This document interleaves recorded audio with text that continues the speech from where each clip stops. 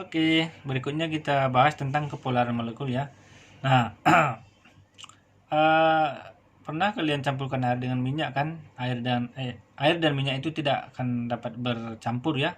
Kenapa bisa begitu? Ini jawabannya. Karena air bersifat polar, sedangkan minyak bersifat non polar ya. Jadi zat yang bersifat polar hanya dapat larut dalam zat yang bersifat polar, dan zat yang bersifat non polar hanya dapat larut dalam yang non polar juga gitu ya. Ya, jadi ini penting kita pelajari ya. Untuk itu, apa sebabnya dia itu polar, molekul itu atau zat itu gitu ya. Nah, ini ketentuannya ya. Nah, ketentuannya nih. Jika molekulnya hanya dua unsur, maksudnya dua unsur, misalnya N2 ini kan, N2 ini kan N dengan N, berarti kan dua biji aja dia gitu ya. Bila unsurnya sama, maka molekulnya non polar.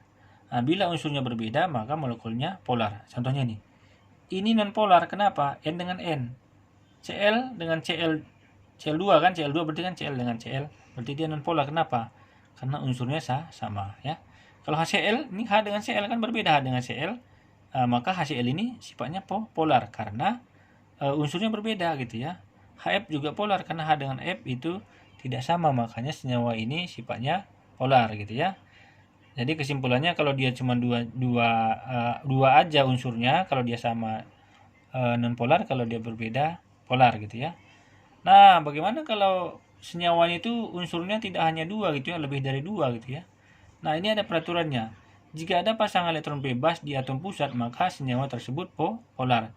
Ini nanti kita gambar dulu, baru ketahuan nanti. Kita gambar dulu struktur Lewisnya, jadi baru ketahuan nanti ada enggak pasangan elektron bebas di atom pusat atau tidak, kayak tadi ya.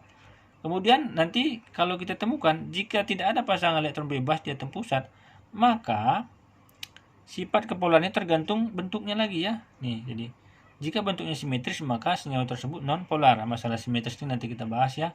Jika bentuknya tidak simetris maka senyawa tersebut adalah polar gitu ya. Kesimpulannya apa? Kalau ada pasangan elektron bebas di atom pusat udah pasti polar ya. Kalau tidak ada, ini tergantung ini lagi. Kalau bentuknya nanti simetris maka dia non polar. Kalau tidak simetris dia sifatnya nanti polar gitu ya. Nah, ini contohnya.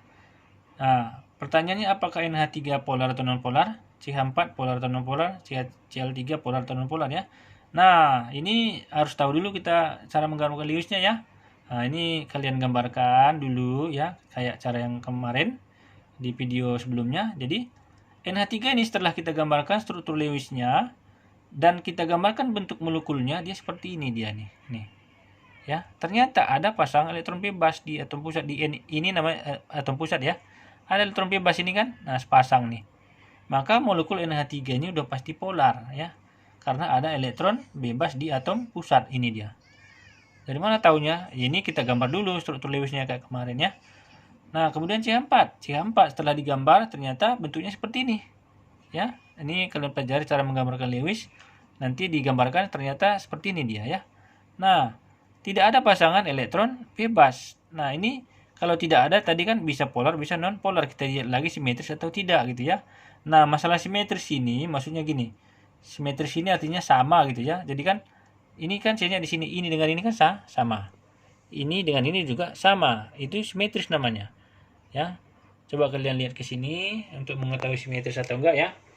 Katakanlah ada atom X di tengah, di sini A, di sini A, di sini A, di sini A. Ini simetris ini karena yang ini dengan ini seimbang, yang ini dengan ini juga seimbang ya.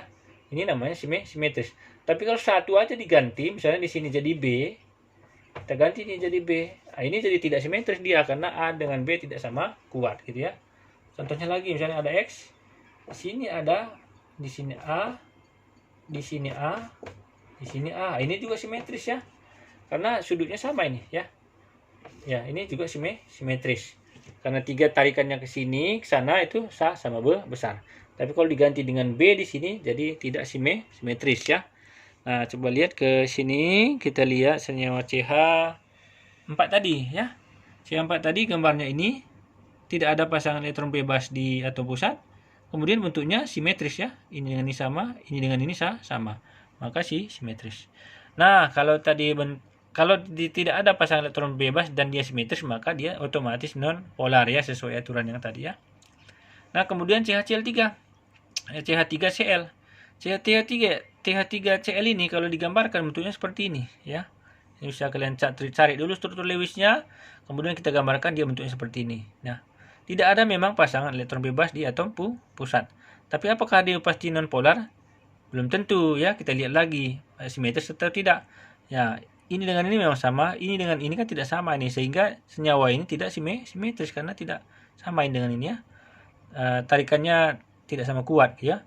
Maka senyawa ini jadinya polar, agak-agak polar gitu ya. Nah, gitu cara menentukan kepolaran suatu molekul ya. Semoga bermanfaat. Terima kasih.